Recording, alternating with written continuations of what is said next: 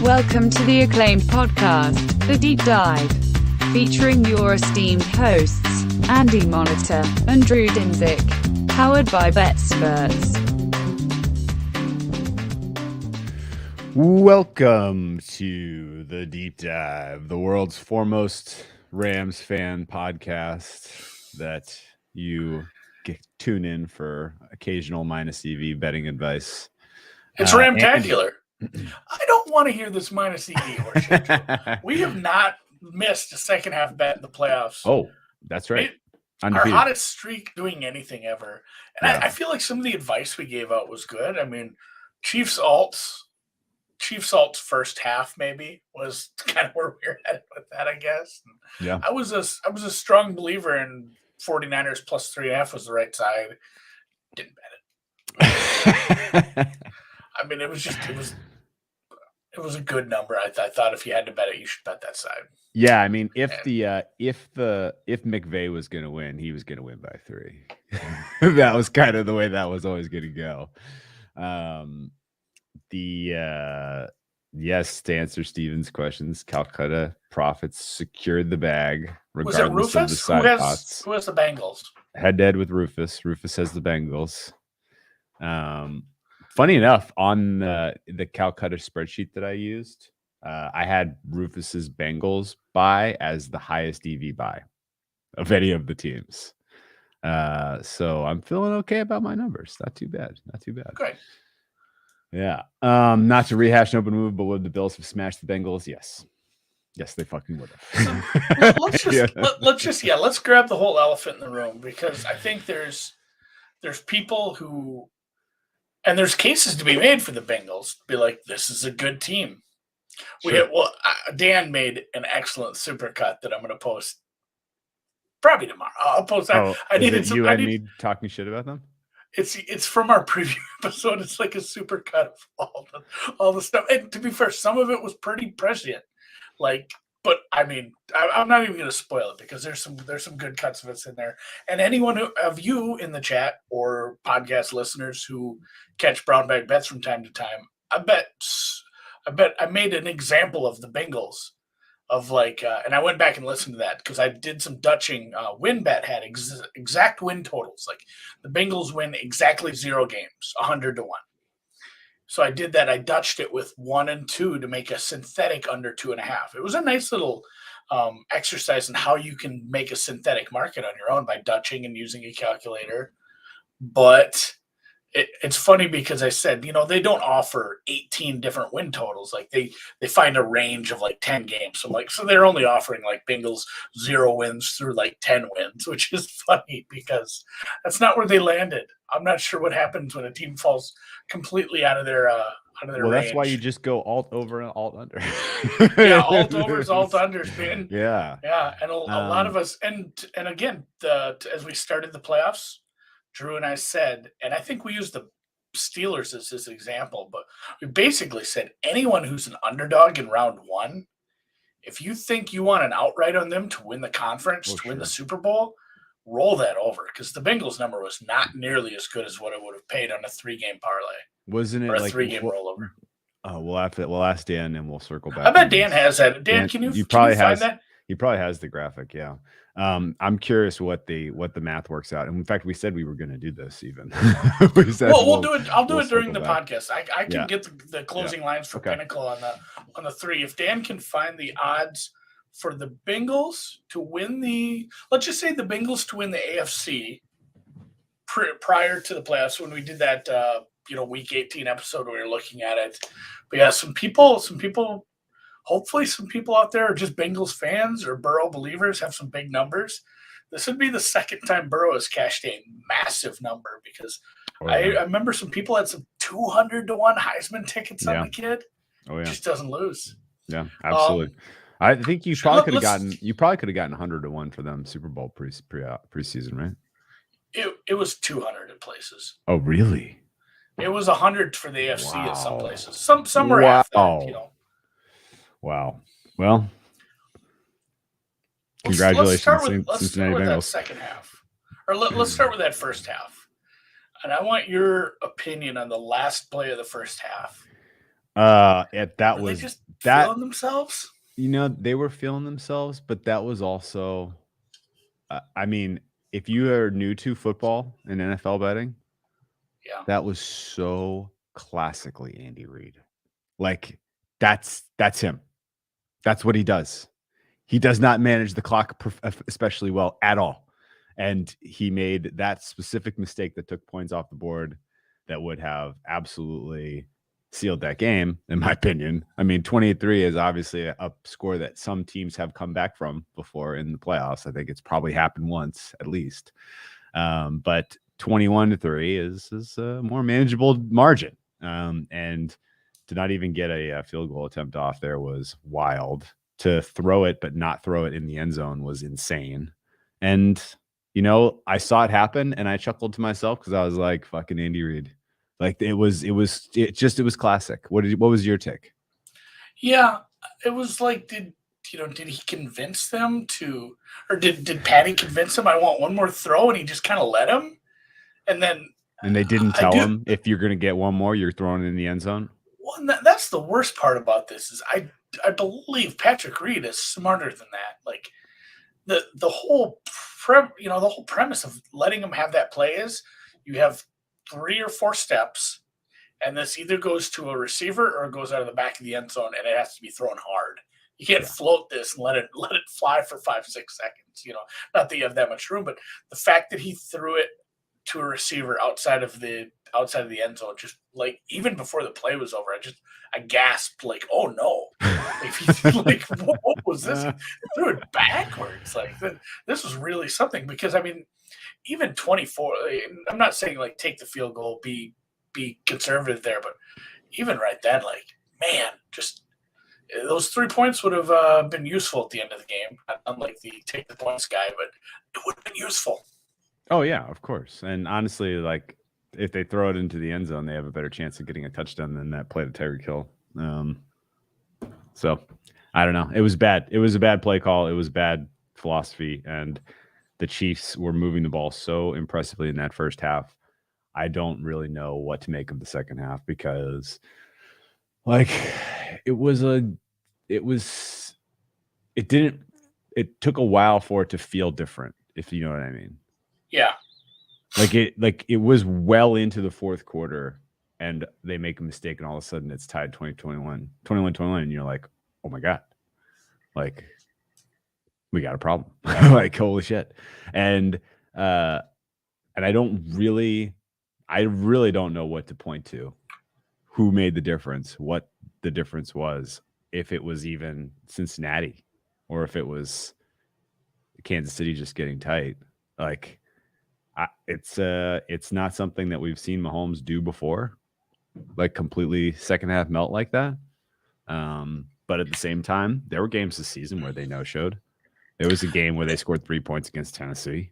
And that's the thing. It felt different than that, didn't it, Drew? Like, and here's a good point from the Dog 205 in the mornings, Kansas City's #1 radio station. That's what it sounds like. But he looked impatient. Like, a lot of it was Kansas City dropping, and I can't remember who pointed out in the chat, like dropping 8, playing some robbers, like trap with the corners, where you're just letting him think guys are open and continually menacing him, and getting a pass rush while dropping 8 was something as well. But some of it did feel like Patrick Mahomes was a little impatient, like that interception to the offensive lineman. That was just a bad idea. Like that was just, I don't know, I don't want to say laziness. Like it was a bad throw. And real quick to it, Dan pointed out from the preview show, 8-1 to win the AFC. Obviously, they were a favorite in the first round over the Raiders. But if you would have parlayed that -245 with I just used the closers at Pinnacles for the last 2 weeks, 14-1 would have been your AFC price. And since they're, about +175 dogs in the Super Bowl, about 38-1 for a Super Bowl price on the Bengals if you had decided to do the rollover. Oh my God. That's a stark difference. And they didn't even really have to do with all the hard work themselves because the Chiefs beat the Bills for them. Well, that's amazing. In general, I thought the composure for Burrow on the road in the second half of that game was notable. They had some short fields. I mean, honestly, I don't know. I was so against the Bengals having a chance that it's tough for me to really figure out where I went wrong in this one. And it's the Chiefs offense going from buzzsaw to useless over the balance of a half was a shock. But at the same time, like, I'm fucking happy. Like, what a break. What an outcome. What an outcome. Like, honestly, in the moment, I was with my buddy. We were watching it in the parking lot at SoFi, and he, as they pick off Mahomes in overtime, he was like, "What's the equity swing here for you?" And I was like, "I don't know. I mean, they're going to be like meaningful favorites now if they win this game and go to the Super Bowl." And we were trying to do the math, and we were like, "Damn, this was like a plus 10 or 15% swing just in terms of expected value of the Rams, holding the Rams in the Calcutta." All of a sudden, I was like, "That was massive." That's in. We don't even really have to ask what the line would have been. Those lines existed. Yeah, right. There were lines up, and so they're pert near 2-1 or 1-2, excuse me, as a favorite here. So they're a 66%, win here compared to where would they have been as a dog? 45-ish. Yeah, I think it was a short favorite for Kansas City. So it's like a 20% win expectancy on the Super Bowl. Yeah. And, they still had to get it done against Niners, and that was not an easy feat. But no, massive swing for anyone sitting in there. And then, I mean, everyone's going to ask this. Are you free rolling more? Or? I think free rolling. What do you think? I haven't played it. I haven't played anything at all. I'm not running to right now. We'll talk about the market and what we think happens to it. That's the thing. And it's the Super Bowl. You can get a lot down live. Oh, if you think there's a shit, this goes like the last game, or we have one of these meltdowns, and let's say the Bengals get down a couple scores. Maybe a little bit live on that money line, just so you can put it to peace and be like, yeah, no matter what, I have some equity coming back, even if worst case scenario hits me. Worst case Ontario. I want to comment real quick on the spy thing. Good points here. Mahomes was uncomfortable with the spy. That was a meaningful adjustment. If all it has taken was spying Mahomes to get that kind of performance out of him, what in the world have all of the other teams in the NFL been doing for 4 years? Yeah. It was still bizarre to see it. Like he had never seen that look before, or he just wasn't ready for them to run that look, or because it was really strange that sort of the bread and butter stuff that worked so effectively for them all of a sudden didn't, and that they didn't have any in-game adjustments, and that they were literally like, we'll figure it out.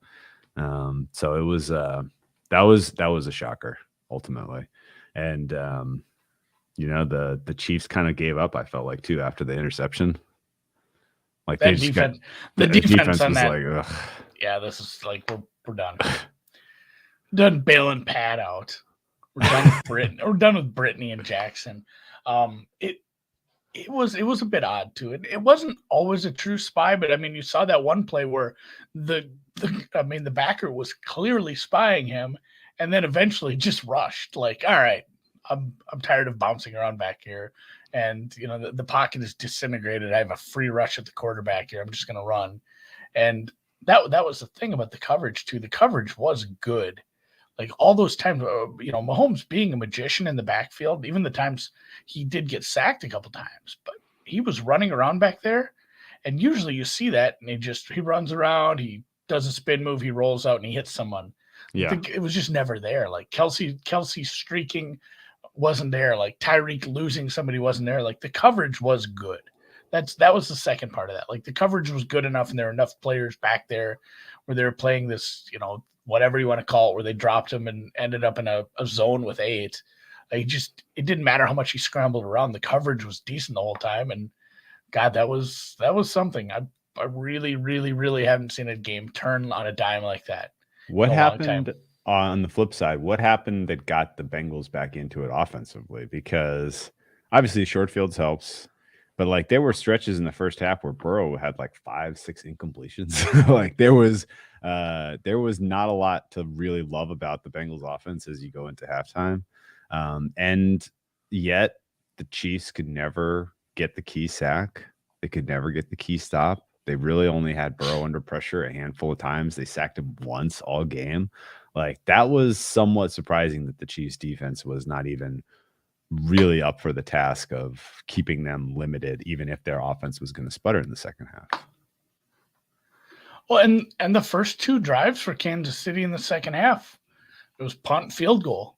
Like I think they moved a little on the first drive. The second one, obviously, they got a field goal, but that was like a lot of dink and dunk stuff. It felt like. I'm gonna go look at that. I'm pulling that up right now. I'm waiting for it to load here. 4 for 40 in a punt, 11 for 52 in a field goal. That one was all right. There was dunk drive. Yeah, the field goal was dink and dunk. There was the defensive pass interference that got him like 40 yards. There was a little stuff to mix in. There was Joe Burrow got sacked. There was offensive hold that got declined. And then, third and goal. That was the one, it was like a long 3rd and goal. They ended up having a short field goal. But I don't know. It looks like Mixon got used a little more. Burrow ran up the middle. Mixon, it was the 22-yarder to Chase. Like Chase getting a little more involved. And then the drive after that was, you said what got the offense going? A 27-yard field is nice. Yeah. Like that's a big one. That the tying score was after the interception. So having a defensive lineman intercept a pass is always good for the offense. Like that just kind of caught them on their heels there. I don't know if there's a bit of. I'm not a big momentum guy, but when you get a nice drive and then you get the ball right back, it stinks for a defense. So that short drive was Mixon left end, Chase for 17, Mixon incompletion, and then the touchdown. Yeah. And the touchdown and the 2-point conversion were nice. Yeah, they were. I thought so too. The next drive where 3 plays punt, first play, Chiefs get an interception. Chiefs do absolutely nothing with it. 3 plays, -4 yards, punt. Those 2 drives, 6 plays, -6 yards total for the Chiefs. It was wild. And Mixon did bust off a few nice ones here and there, but those first few drives, it was mixing up the middle for 1, mixing up the middle for nothing. Like they were playing with 2 downs essentially in the first half for a lot of that. Yeah, that's a fair point. Okay. Overtime possession. Pat Mahomes looked like he tried to throw interceptions on 3 straight passes. Yes. Ultimately, finally he did. And actually, weirdly, I thought the one interception that they got was the highest degree of difficulty of all 3. So go figure. It was meant to be. Bengals punched their ticket to the Super Bowl. God bless you, Bengals. Pat Mahomes, we'll see you next year when this roster is going to have a lot of questions about how it's composed. I'm pretty, because I did, and I made a bet on this. I bet that they come back to the pack a little bit. It was the first year in a while they didn't meet their win total. If they can come back to the pack a little more through roster attrition and the Bengals, the Chargers can take a little bit of a step forward. That's just my dream, is the divisional playoffs every year for like a decade being Burrow, Herbert, Mahomes, and Josh Allen. Like those combinations, round robin. Honestly, don't even have the rest of the playoffs. Round robin, those 4 teams, then that team gets, whoever wins out of those 4 gets to host the NFC. Lamar Jackson's not involved. No Mac Jones now that what's his name is out of there. I don't know about McCorkle. We'll see how the Patriots go. And yes, okay. I think Lamar's definitely that was such a rough injury year for the Ravens. They're definitely absolutely in that conversation. So the young guns in the AFC. Aaron Rodgers and the Broncos doesn't move the needle for you. Oh God, that hasn't happened yet. Yeah, no. I'm gonna touch on that after we talk about the NFC game. I want to talk about Carson the Wentz and the Colts. Situation. No. All right, it's a big ask. Yeah. So AFC Championship game goes the way of the dog. Congratulations. Lightly bet side. Very little exposure on the Bengals in that game, particularly to win. But somebody out there was sharp and hit, that number was drifting towards 7.5 all week, kept getting batted back. So somebody out there who was making markets scooped up a lot of 7.5s with the Cincinnati Bengals. And honestly, in hindsight, plus 7.5 with Cincy was a very good play. Like, that really, as soon as we got in deep into, as soon as that was 21-18, really, like, it was never in doubt that the 7 was good. 7.5 was good. The nightcap, couple thoughts for you. Number one, I was surprised that I got to go to the game. My college roommate and great friend had tickets. They were 5 rows up at the 20-yard line. It was one of the coolest in-person sporting events I've ever gotten to partake in. The SoFi Stadium is cooler in person than it even looks on the broadcast. It was phenomenally cool. I actually didn't end up getting a burrata. They had like trash cheese. They had like a whole carving station with wings and prime rib and like it was the food was good. Although I'll tell you a funny story. Do you not just get fish tacos? It's not like fish tacos and sushi. That's LA. I had weird bad luck. Gas pains. I had weird bad luck drink karma. So we were sitting down on the 15, right? Or 20-yard line, 5 rows up. And but my friend's father-in-law has like a quarter share in one of the owner suites, right? And so they slipped down and they gave us the wristbands to go through and get into that whole lobby area and go hang out in the suite. And so we did that, we did that at halftime, right? But before we went in there and it was like all you can eat, all you can drink, I went and tried to get beers at one point, and like I ended up at like in line for like a craft tequila like line. And oh my God, like the cocktail mixers were taking like conservatively 5 minutes per drink order, like hand mixing everything and like, salt, like paprika rimming the glasses and like really leaning into the craft cocktail mixing. Yeah. And so I'm sitting there like waiting and I'm just like, I just want a beer. Like, what the fuck? But like after you're pot committed, after like 2 people go in line and you realize what's happening. And I was like, well, that was a mistake. And so I ended up spending like a lot of the beginning of the second quarter just in line for a beer watching the game on TV. And I was like, well, that's stupid. I got a $27 mezcal. Yeah, exactly. And then, of course, walk right down to my seat, and then the drink, beer gal walks right by with like a backpack of beers at long last. And I was like, okay, fuck this. Like, that was pretty stupid of me. And then after halftime show was over, I went to get a drink from like the bar area inside behind the owner's boxes there. And there was only one guy in front of me in line, and he ordered 2 old fashions.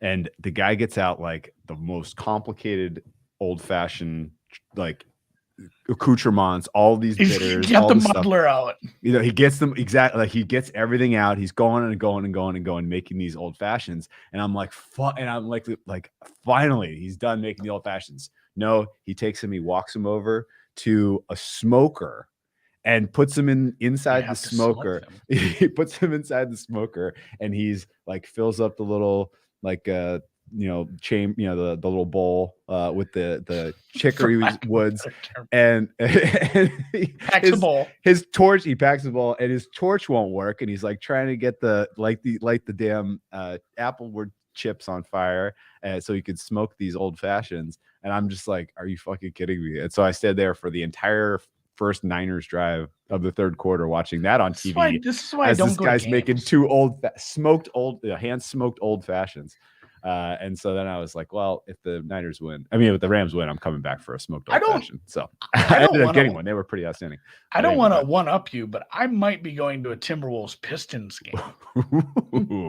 Ooh. And truth be told, like, my favorite thing ever about actually spending good money on seats one time at a baseball game. Well, we've gotten good seats before, but never like the good. And the one time we did get the good seats at Comerica, they're like, oh, by the way, you have a waiter. I'm like, oh, good. Like, like I don't have to get up there. Like, we would prefer if you didn't.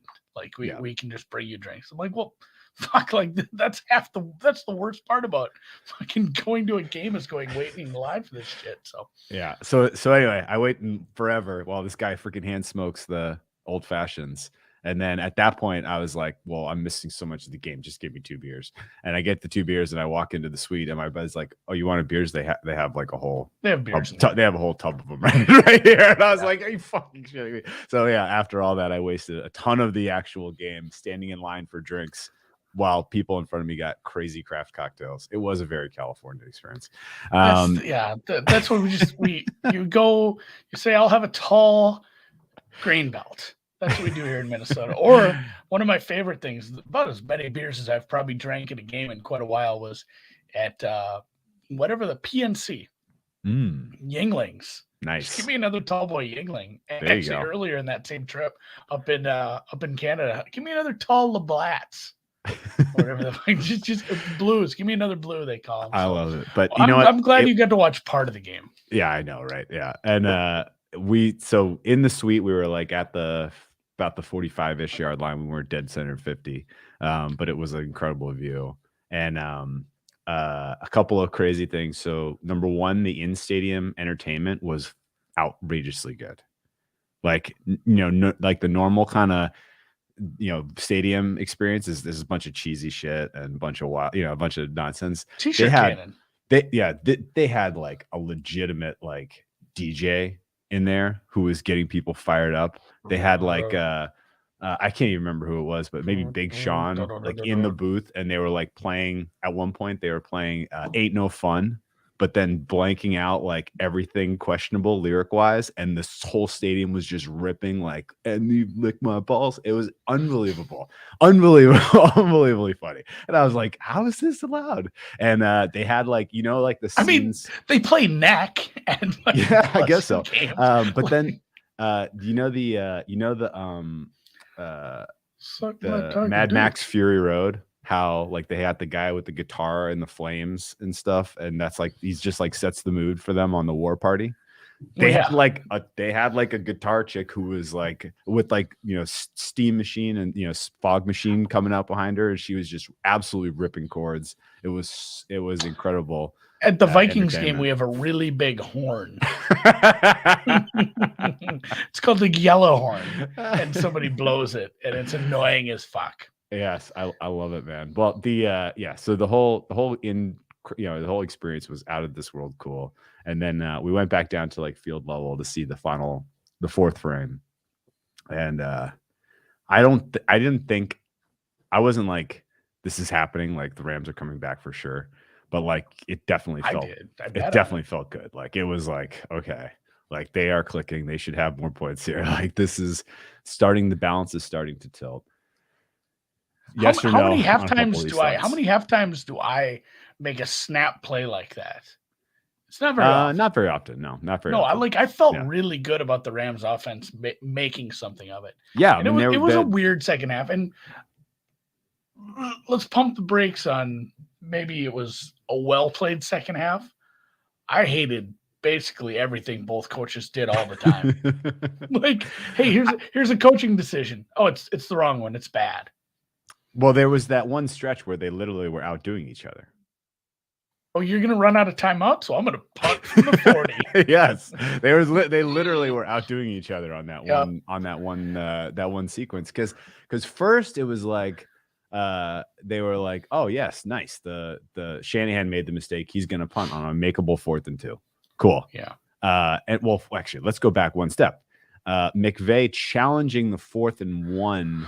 Oh, how much anxiety? That gave me anxiety. Yes. Oh, yes. Absolutely. Okay. So, actually, real quick story. It was 3rd and 1, and I'm talking about. It'd be quicker than that old-fashioned one. Well, it definitely will be. Yeah. Dan's laughing at that. Talking to my friend, and it was 3rd and 1 or whatever. I'm like, okay, McVay is pretty predictable. He's going to use 3rd and 1, and he'll like see if he can get like a tight end or a cute wide receiver leak, and they'll try to get a big play out of it. And if that doesn't work, then they'll have 4th and 1. They'll probably rush it. Cheers. And sure enough, 3rd and 1 didn't go, and 4th and 1 comes. And even before the 3rd and 1, I told my friend, I was like, if they go for it, if they do the Stafford QB sneak. Like he's such a bad sneaker. Like if they do the Stafford, he doesn't QB want to sneak, get in there. Yeah, he's such a bad sneaker. I would wager legitimate money that over the balance of his professional career, he must have the lowest percentage of converted QB sneaks. It's just garbage. And yeah, so I was like, God, close. dude. Like yeah, they looked at it, and I saw it. I know you were at this game, and maybe it's so much better watching that on the TV, being able to see it, and like every angle, it's like, oh, that one looks worse. They might have given him a good spot. Yeah, like, I thought this is rough. No, you could. There was the screen inside SoFi might as well be the 70-inch plasma on your family room wall. It's so crystal clear, and you could see everything on it. Yes, that's a good point. Snob is correct. The Rivers was an absolute atrocious QB sneaker. In fact, they didn't even go for QB sneaks at some point because they were like, he has no fucking chance. I was gonna say I barely remember that because it was like the beginning of his career. Yeah, and they like just the last time he snuck, fucking Drew Brees was his backup. That was a bad sneak, but you know what? I will take a bad sneak over a 4th down punt. Oh yeah, for sure. And you hit on a point there. The challenge, the spot though. The challenge, the spot. What are we doing? They're not going to giving him time to spot. think. Yeah, I guess. And so ultimately, is that what you were thinking? Like this timeout, this stopping the game is going to give Shanahan enough time to think about it. He's going to realize. Yes. Oh no! He's going to realize going flashing forward. That's where my head went right away. Yeah, He's already decided to punt. He's dumb. He shouldn't punt. And you give him all this time to think about it, and he's going to realize, like, I can end the game here.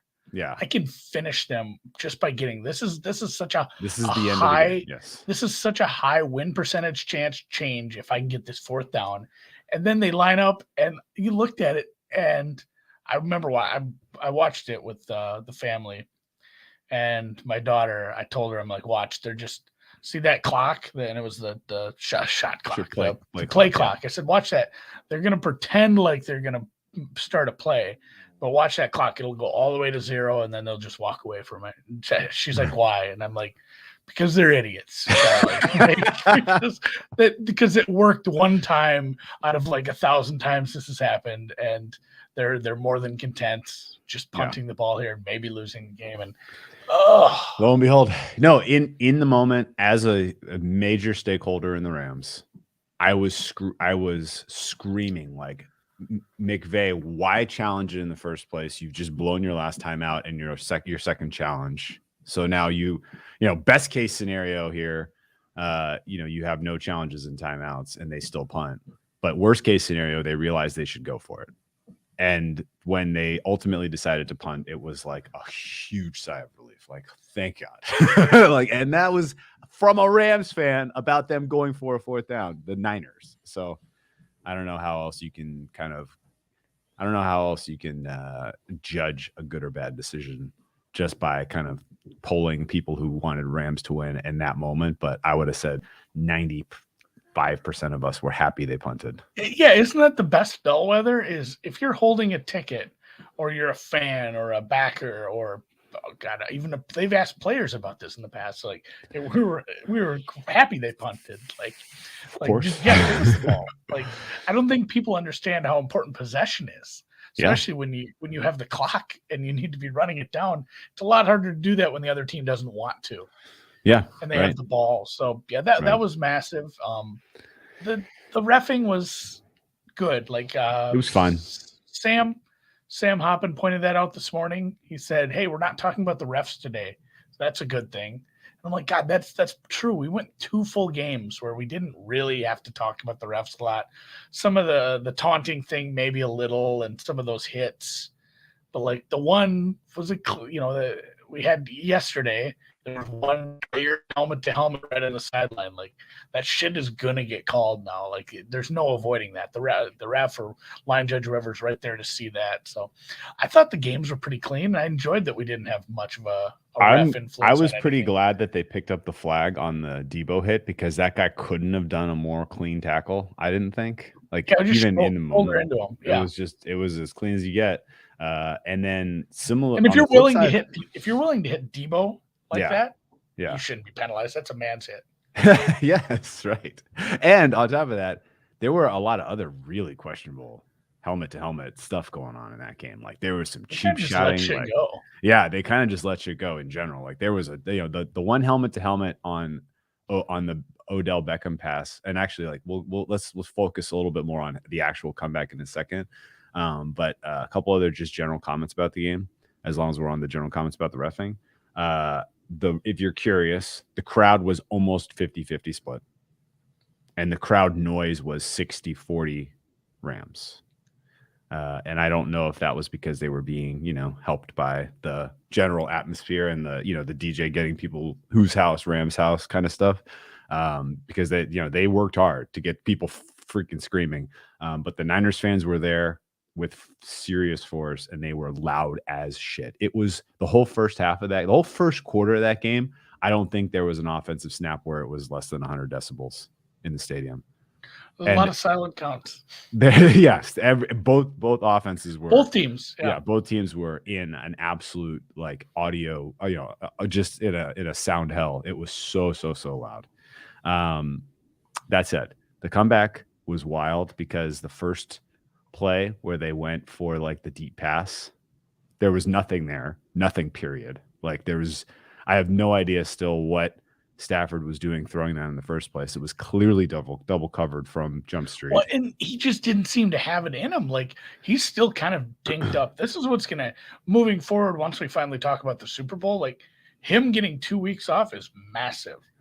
He plays through everything. He's banged up, and you can see like he can throw further than that. That was all he had right there. And I saw that fly, and then you see the receiver come into the frame. Like, oh no. Like this is an interception, or they're going to get real lucky with a DPI. And then you see the ball drifting away from the receiver. Like, oh, this is fucked. It's over. Yeah. Like that was game. That was the game. That was game. Over. Yeah, that was game. The next play, they hit back. He went to Stafford's credit. Like he's got a short memory, because the next play he went right back and threw like a 15-20 yard out to Odell. And that was a beauty. It was a beautiful route. It was a beautiful throw and catch. And they added 15 yards with an absolutely stupid hit. No idea why that guy was going helmet first into Odell, who was clearly on the sideline. So, he lowered his head too. Yeah, it was stupid. Yeah, you just have to push him out of bounds. Like just push him. Yeah, right. Push him real good. Yeah, I think they played that yesterday too. They absolutely better have. That's a banger. The music in general was fucking excellent there. So the comeback was really kind of that. Honestly, that one play wiped out whatever whatever you gained on the punt, Shanahan. Do I have my drives right? Do I have my drive right? Yeah, somebody pointed this out at halftime, how much of an advantage the Niners had in yards per play. Yes, the Niners finished the game with an advantage. It was 5.6 to 5. The Niners ran a lot fewer plays. Like, do you know what that number is? Because I'm looking at that right now. I think that I would have said that the Rams ran 15 more plays. The Rams ran 26 more plays. Holy shit! I was even surprised. 76 to 50. The Rams were getting it done on third down a lot in that game. So here's the thing: they were living on the razor's edge. The Niners were 3 for 9 on third down. The Rams were 11 of 18. Just so many third downs. 18 third downs is a lot. Yes, it is. It is. Like that's just a lot to have in a game. And a lot of the third downs were because they were wasting downs running too. McVay's in-game call is just rough sometimes. And I forget, it was on, as they're trying to wind down the game, as you're trying to you're trying to come back here, they were handing off to Sony Michel into stacked boxes, and you're just like, we can't afford to waste these downs. Like, I know they were trying to do clock control and stuff, but like short passes would have worked just as well. I thought, and the Sony Michel stuff, losing those yards was pretty inexcusable. It all worked out. The good guys win. Garoppolo, actually, we were talking at the halftime show. We were like, the Rams desperately needed just one defensive play, like just make one fucking play. And it took until the last drive before they could really, all of a sudden they were generating pressure. All of a sudden The Niners offense was, no longer had lots of time to operate. Like it was quick how the Rams defensive line kind of flipped the switch and could apply pressure all of a sudden. Don't know where that was all game, but that was the distinguishing factor on that last drive. That was why they got the interception. And that was quite a moment. That place absolutely erupted. There was so much joy in that stadium. It was How many yards did Cup have? I want to say 180-ish. I don't think it was that many. I know he had. I don't have this in front of me. I was asking you. I know I looked at 142. He was 11 for 142. I looked at his receptions prop. I said 8.5. Christ, they're really making you pay for this. Fuck, that wasn't a doubt. 11, and he had like 1 million targets. I honestly, I would have told you that was even short considering how he played that game. No, just it was the right, like that was a number. Like I've said this a couple times. I've said this a couple times now. I've told other people this, but like I did not have respect for what a route runner he was watching the television broadcasts. When you're seeing it in person and you're watching him on every snap, and you're like, because I ended up watching a lot of Deebo Samuel when the Niners offense was on the field, and a lot of Cooper Kupp when the Rams offense was on the field. Just like, what were those guys doing? Because that kind of dictated most of each team's offensive success. And goddamn, Cooper Kupp was open on fucking every passing down. I don't know how he did it, but like that guy got open so frequently. It was crazy. And how often does a guy crack 140 yards where his long catch was 25? Yeah, well, he cracked. When someone has a yardage total like that, it's because they had a long bomb. Like I caught like an 80-yarder in the second quarter. Yeah, they were all huge. And honestly, he dropped a surefire 50, 60-yard touchdown at one point. Like he was running over the middle, running him. He was gone. And I remember it just went behind him and he looked at it and like, oh, I don't know if there was a safety back there or not. They didn't pan to it. He had the angle. He had the angle. Yeah, he was heading towards the corner. He had the angle on everyone. He was taking that to the house. Good game. Great time.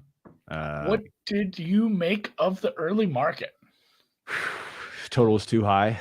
Appropriately bet down. Fair total's probably in the 47.5 range. A lot of that's because both of these coaches unnecessarily run. They run at odd times, and they'll run no matter what. Doesn't matter what look you give them. They still feel the need to run. Probably agree there. I worry about this total. I think there's game states where it can go super haywire, but at the same time, like especially a Rams lead, like they can go full conservative. If you want a Rams lead, like you could be talking me into an under 45, under 42, like whatever it is live halfway through the game. If the Rams are up to a lead, despite what the Bengals have done from behind numerous times, I'm very happy with the Rams with the lead, just running their game against a team who's been, they've been great, and Burrow's great, and Chase is great, and the fact that they've been able to do this with very little help from the offensive line has been something. But like, there has been a little element of luck, like just these late interceptions. And again, they're not. And I do have to give him credit. I think it was Bates, the one who jumped in front of Tannehill's first pass. But like 4 of these interceptions in the playoffs have been just like tipped balls, tip drill shit. Like when you win turnover battles like that at key times, you're gonna go further than you think. Probably should have, and that's why this is a pretty sizable favorite for a Super Bowl line. And I'm trying to think of some bigger numbers we've had in the past, but feels like the last few have been, smaller than this. Although we did kind of level out at 4. I don't know if this number moves much off the 4 now. It doesn't look like it's going to me. There's a couple of weird outlier 4.5s out there, but I don't think they're taking huge bets on it. And I don't know that there's a ton of value one way or the other around 4.5. So I think it settles at 4. And this is kind of the par for the course now. Like, not even 24 hours, and we've kind of settled on a fair for the Super Bowl in 2 weeks.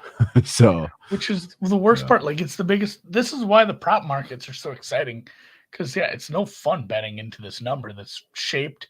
It has the most possible amount of information for not only the bookmakers know about these teams, but the markets that are going to shape the number. They know the hunger. They understand everyone's ratings on these teams, who they're going to take money from. They're really good at setting this number. A lot of times it does just sit put for 10 days. And that's why it's prop time, baby. It's fun. It's fun solving some of these cross sports props. I'm gonna bug the piss out of some NBA guys to help me with some of that. I think Patrick already fired on second half scoring more than the first half, minus 110. Anytime that's evenish, it's usually going to get bet that way. So getting an early number on that, I like that a lot. There's some good spots. Here's a question for you. This is a producer Dan theory that I tend to agree with. True or false? Because I'm firing right into props and derivatives. There is nobody else on the Bengals offense who could win MVP if they win the Super Bowl. Besides Burrow? Yeah, that was the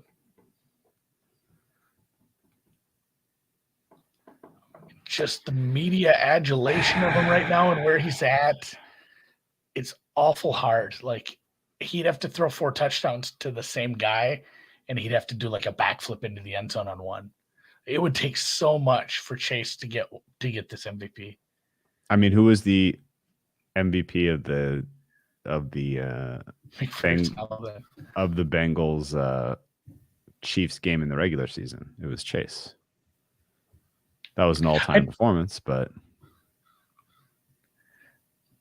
they're not putting pictures of Chase smoking cigars on social media. Like the media buildup is so hyped around this kid. It's hard. It's just hard for it. And then we talked about like the defensive side. It would be tough for a defensive player. It wouldn't be tough for a defensive player. You have a really low scoring game and there's a defensive touchdown by the Bengals. That guy might win the MVP. Sure. But you have to pick that guy out.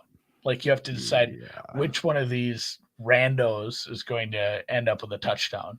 So I've kind of landed on like Burrow wins if the Bengals win. The Rams, there's a few guys. And then Dan actually wrote a piece on this. What was it? Okay.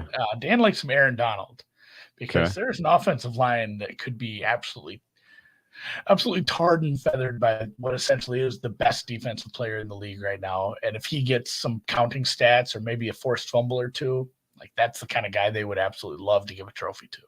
Because he's just, I mean, the league loves him too. Oh, yeah. I mean, yeah, it's those are really fair points. I think I don't know. Have you looked at the markets at all on MVP? No, I don't really ever bet. I don't ever really bet MVP. Do you? You know what? So the last time I bet Super Bowl MVP was Mahomes when he won the Super Bowl, but I bet it during the game. Like, when they were down, people were like live betting the Chiefs, and I saw a live bet for the MVP. I'm like, well, Mahomes prop is a little higher. Oh yeah. And then remember the running back had like 2 toutouchdowns, and people wanted to give it to Williams, and I'm like, no. Like, otherwise I made a huge fuck up because they were actually taking halfway decent money on this MVP market. Yeah, I mean, I think I would guess realistically, the idea of it being a one wide receiver kind of a game for the Bengals is low, so that target share is going to get kind of spread out. I think Brinson talked about this on the show with us last year. He said this, like, a lot of the guys, like, they have deadlines, they have shit. Yeah, right. They don't put a lot of thought into it. They're like, oh, this guy was really good, I'm going to vote for him. Like, they're not sitting there poring over the stat sheet. No, like, it's usually somebody's painfully obvious in their eyes, and that's who they vote for. Yeah. There was a question in the chat, who was the last defensive player? I believe it was Malcolm Smith, maybe, the Seattle Seahawks against the Broncos. Does that sound right to you? I think it was Malcolm Smith. Art Starr won it 2 years in a row. Look at that. Oh. The last one was Von Miller in 50. Oh, Von Miller won it also. And then Malcolm Smith won it 2 years prior. Yeah. Before that, we had a stretch. Before that, it was Ray Lewis in the that was the early Super Bowl for them. That was against the Giants, huh? Kerry Collins. Yeah, that was Super Bowl 35. Ooh, Wow, buddy. that's a long time ago. Remember Desmond Howard won it as a kick Ooh, returner buddy. because he had the 99-yarder? Yeah. That's something. And then Larry Brown with his 2 interceptions in Super Bowl 30. I watched that one as a young I remember lad. that one too. Yeah. Larry Brown. Wow. Richard All Dent. right. Well, let's no, the most true or false, the most plus EV bet you're gonna make is gonna be on the national anthem. Probably. The Discord's already asking. We don't even know who's singing it yet. Is that because they have not declared it? They have not. Oh. Do you know who sang the national anthem at yesterday's game? Pop music sensation Brandy was. Oh, I did see a tweet about that. Somebody's like, "Shit, it was good. It was excellent. It was. Somebody excellent. said like it was really good. It was excellent. Yes. No, we're believing it's going to be obviously someone local, like always. It's going to be someone important, which does not narrow it down. Many people from Los Angeles. Many recording artists are from Los Angeles. So yeah, I'm guessing we'll get information on Bloodhound Gang is rumored. I don't know. That would be something. But Dan says, "Are there any famous singers from LA?" I don't know. Gladys Knight wrote a song about that. There were a lot of celebrities there yesterday, man. I saw too much Jessica Alba, Leonardo DiCaprio, the guy from Entourage. Which one?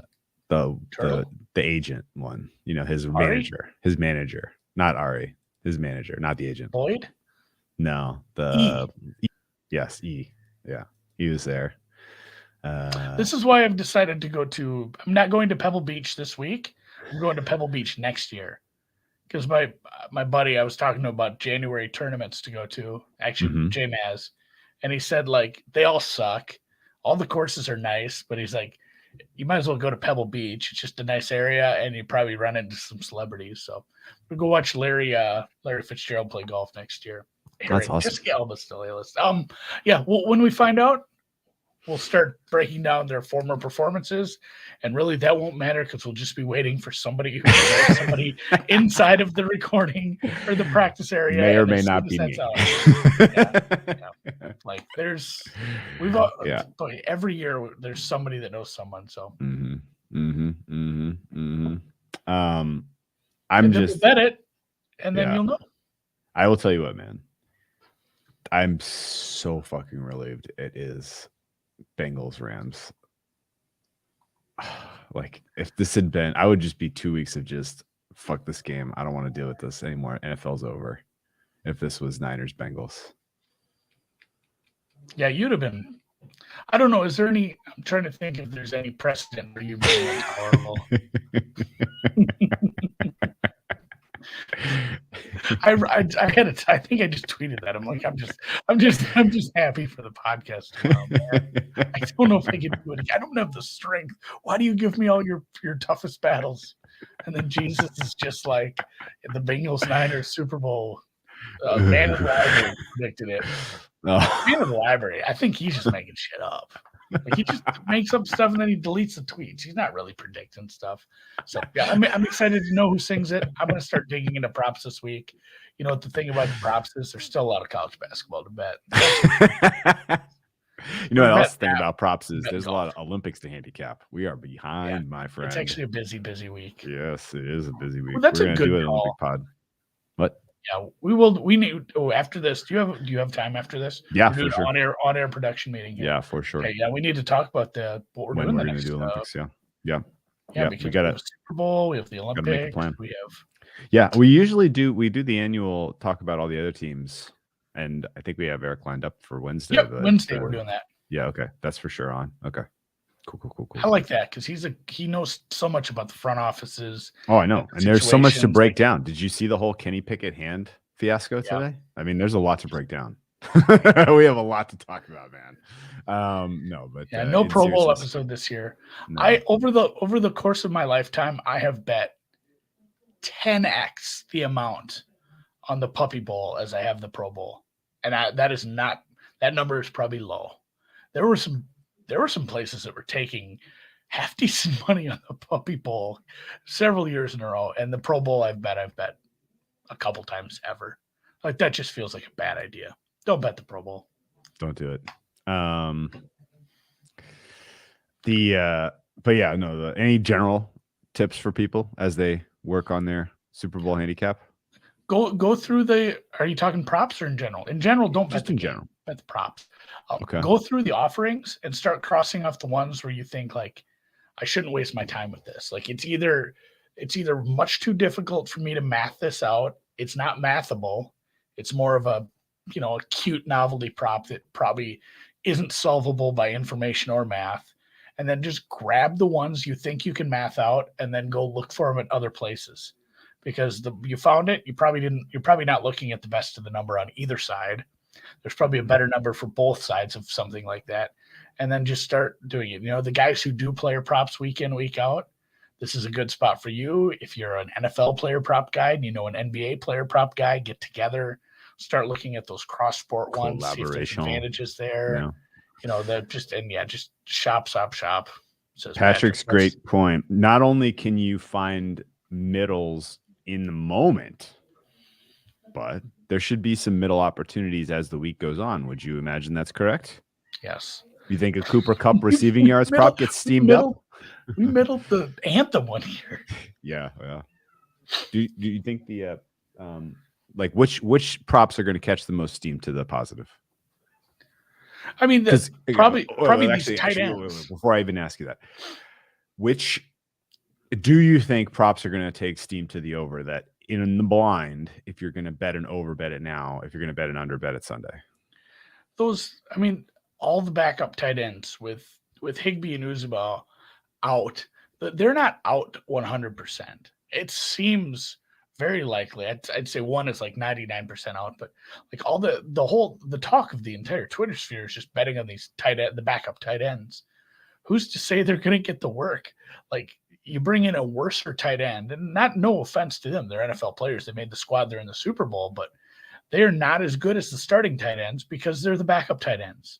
Like there's no saying they're just going to eat up all their target share. Like with Uzi out, it might just be Higgins time. Like definitely look into what has happened in the past when those guys have been missing snaps, missing time, and trying to figure out where target shares go to. Because boy, yeah, there's people just piling on these tight ends. And I mean, Lipscomb here says that he's betting Higgins, not Uzomah, not betting Higgins, not Drew Sample. I don't know. I don't have enough sample. I don't have enough of a sample, Drew. I don't know if he's good. I don't either. Yeah. Okay. All right. So I think it's not a crazy strategy that if you identify a couple of overs today and bet them now, you can probably catch a decent middle if you want to even take all of your liability off the table next week. And also like, I think there is enough very, very sharp player prop money nowadays that once a line gets steamed and stops getting bet, then that's probably fair, right? There's an efficient market hypothesis in play now with the player props, considering how much liquidity there is. Would you agree with that? Yes, but they still have a way wider distribution than, obviously sides and totals because they're player props and the way they count. So efficiency, yes. Deviance, higher. Okay. Not just variance, but full deviance. Like so, you're not going. You're not going. Player, so if you catch, let's say you catch 15 yards on an over, and are you blindly coming back on that just because of the liquidity in these markets more so than you would for a normal NFL Sunday? Maybe, but again, it really would be a case by case. Like, how is it 15 yards that started at 23? Is it 15 yards that started at 83? Sure. It depends on what percentage of the original number, and maybe it would depend on a lot of things. Like if it went up for a definite reason, like the game plan certainly is going to revolve around X player because Coach Y said so. Like maybe there's actually some smoke behind that fire. Or vice versa, probably with that analogy. And you probably shouldn't be coming back because it looks like the market is right for a reason. Like It's really, really case by case. And the thing is too, like the long tail to the unders on these would make me be looking at that if I'd overextended myself, because like, let's say let's say a player gets hurt, or let's say something very unique happens in the game. Like there's a wild outcome.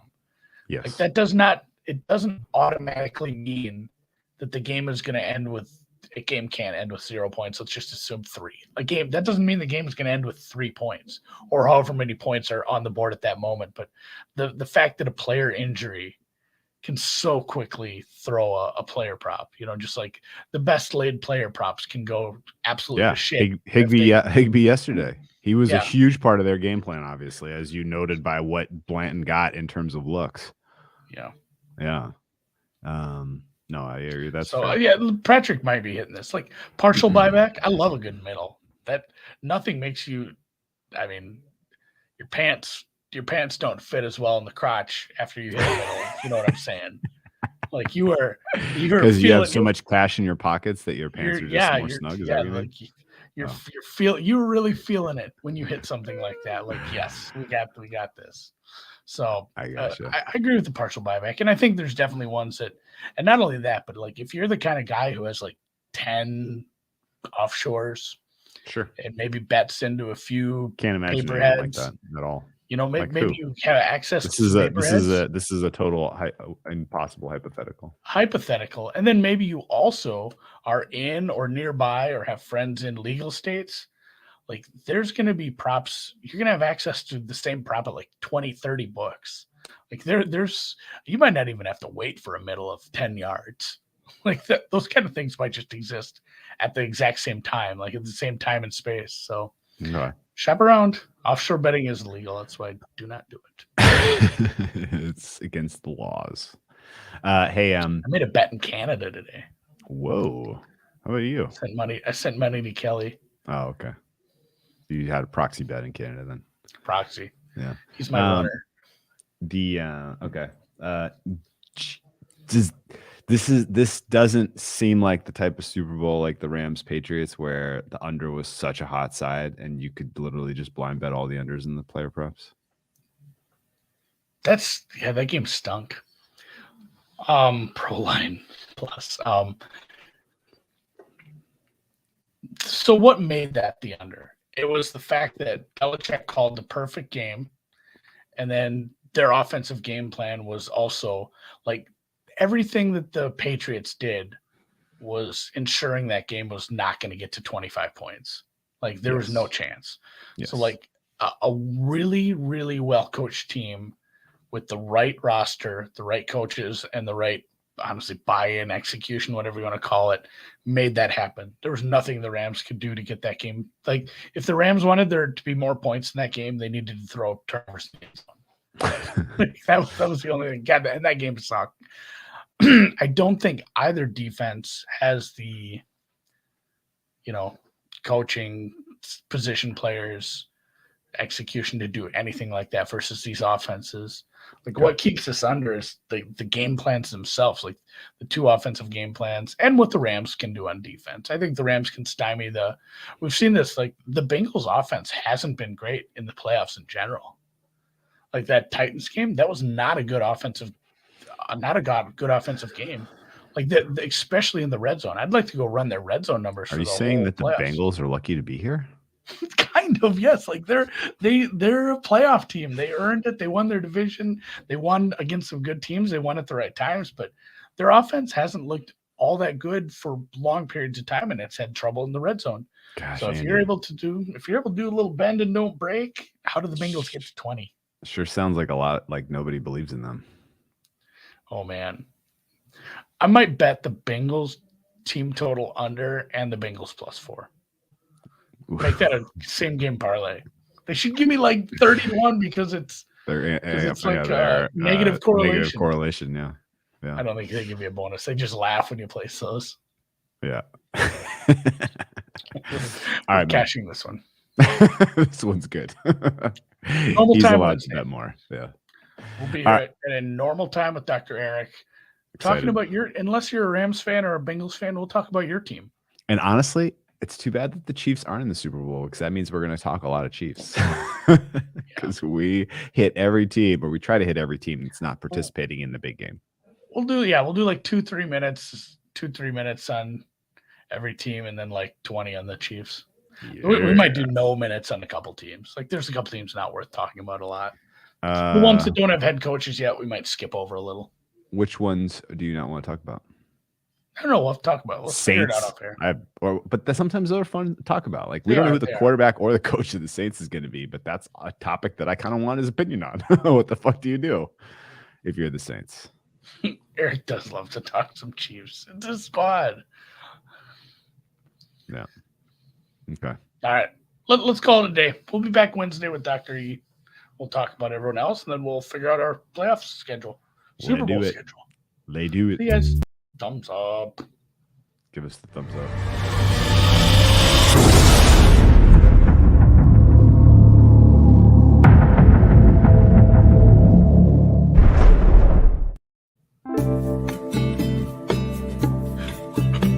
Have to switch the music. You can't go from that to like the Jose Feliciano here. Any final thoughts on the Aussie Open? Rock with This is all I can think of is when Steve Buscemi's with that hooker and it takes her out on a date. He's like, Jose Feliciano, you can't complain.